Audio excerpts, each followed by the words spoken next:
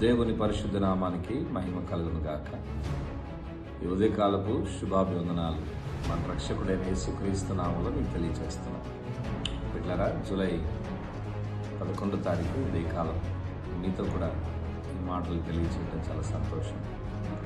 గమనించండి, పరిశుద్ధ గ్రంథమైన బైబిల్లో మనం గమనించి చూసినట్లయితే కీర్తనల గ్రంథము 23వ కీర్తనలో మొదటి వచనంలో దావీదు అంటాడు, యెహోవా నా కాపరి, నాకు లేమి కలుగదు అంటాడు. అంటే ఒక ధైర్యంతో, ఒక నిరీక్షణతో, విశ్వాసంతో చెప్తున్నాడు, యెహోవా నాకు కాపరిగా ఉన్నాడు, నాకు లేమి కలుగదు అని చాలా దృఢంగా మాట్లాడుతున్నాడు. అంటే దాని అర్థం ఏంటి?